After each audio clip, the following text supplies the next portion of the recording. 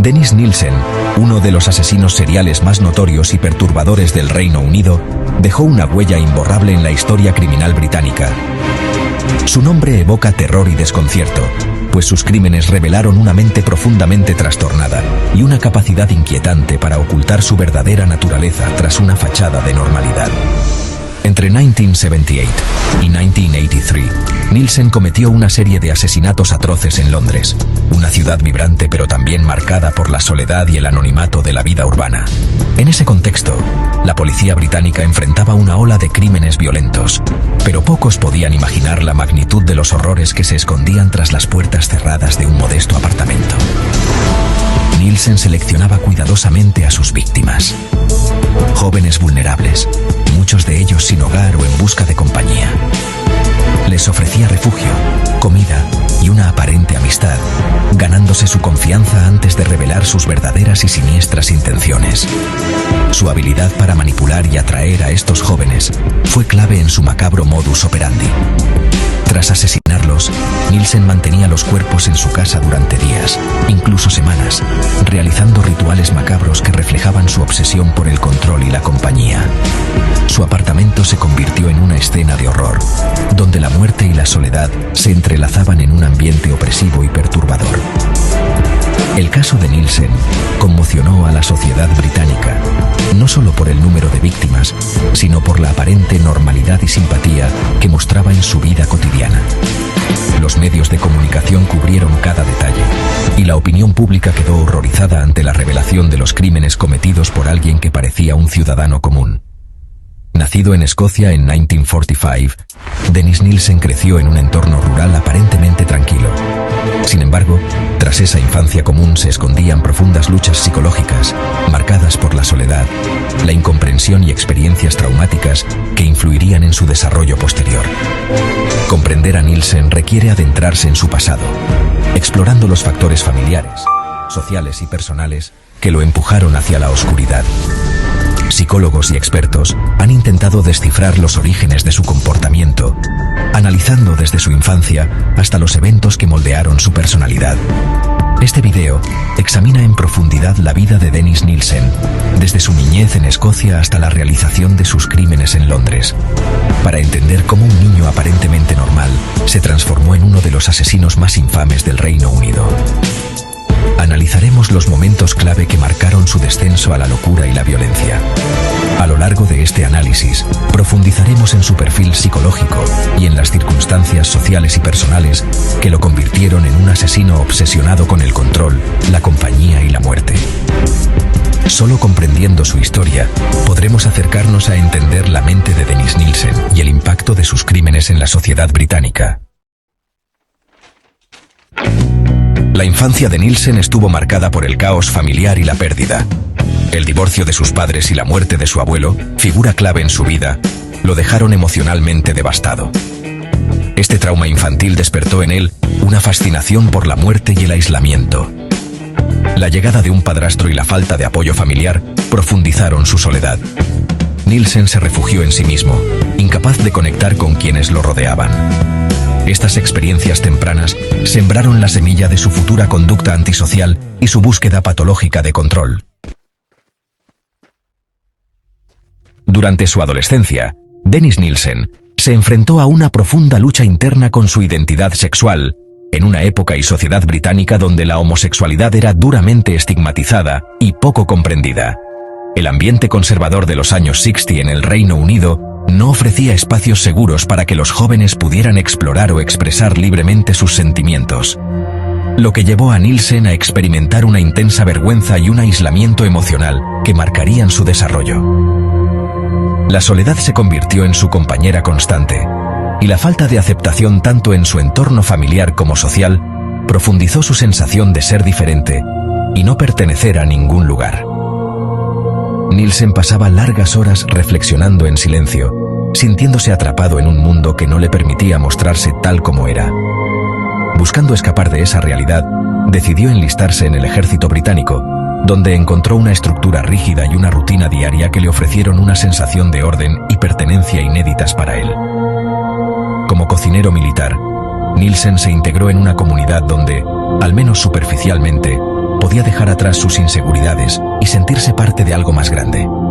Sin embargo, a pesar de la disciplina y la camaradería militar, sus conflictos internos persistieron. Nielsen seguía sintiéndose incapaz de formar relaciones genuinas y profundas, y la distancia emocional con sus compañeros solo aumentaba su frustración y su sensación de vacío. Tras 11 años de servicio, Nielsen abandonó el ejército y se enfrentó a la vida civil, donde la estabilidad le resultó esquiva. Sus empleos eran inestables y sus intentos de establecer relaciones sentimentales o amistosas terminaban en fracaso, lo que acentuó aún más su aislamiento. La incapacidad de conectar auténticamente con otros y la soledad crónica alimentaron en Nielsen una creciente necesidad de control y poder sobre su entorno, mientras su mundo interior se volvía cada vez más oscuro y complejo.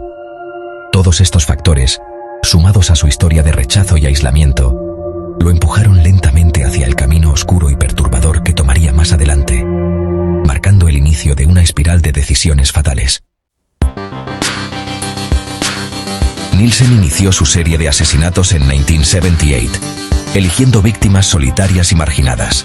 Tras matarlas, convivía con los cadáveres, buscando compañía en la muerte que no hallaba en vida. Su rutina incluía ocultar los cuerpos bajo el suelo o desmembrarlos para deshacerse de ellos. Cada crimen era un intento desesperado de llenar su vacío emocional. La escalada en sus métodos reflejaba su creciente obsesión por el control. Sus acciones, aunque horribles, eran su retorcida forma de buscar conexión. El perfil psicológico de Nielsen revela una personalidad esquizoide y narcisista, marcada por el desapego y la necesidad de validación. Su falso yo ocultaba inseguridades profundas tras una fachada de normalidad. La necrofilia era la manifestación extrema de su deseo de control y compañía. Nielsen trataba a sus víctimas como objetos, reforzando su sentido de poder. Su incapacidad de intimar con vivos lo llevó a buscar compañía en la muerte. Estos trastornos se entrelazaron, alimentando su conducta criminal. Desde el psicoanálisis, Nielsen fue dominado por su ello, impulsos primarios de control y gratificación.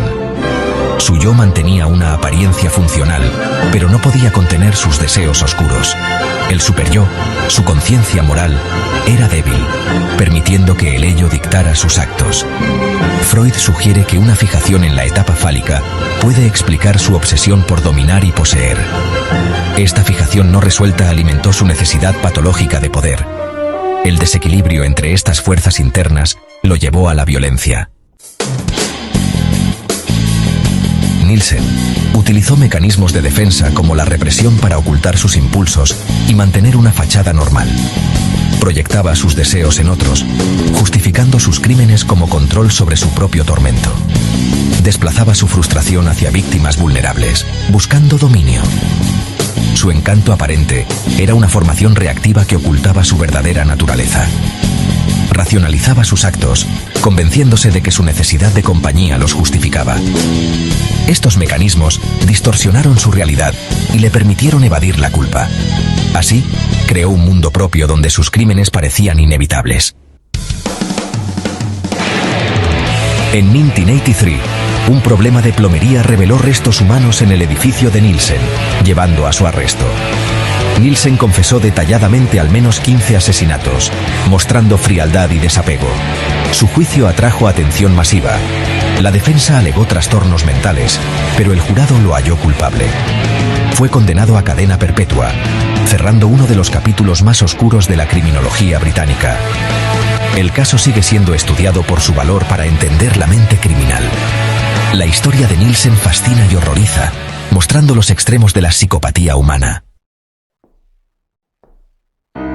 La historia de Denise Nielsen es un inquietante recordatorio de cómo el trauma, la soledad y los trastornos psicológicos pueden entrelazarse y desembocar en tragedias inimaginables.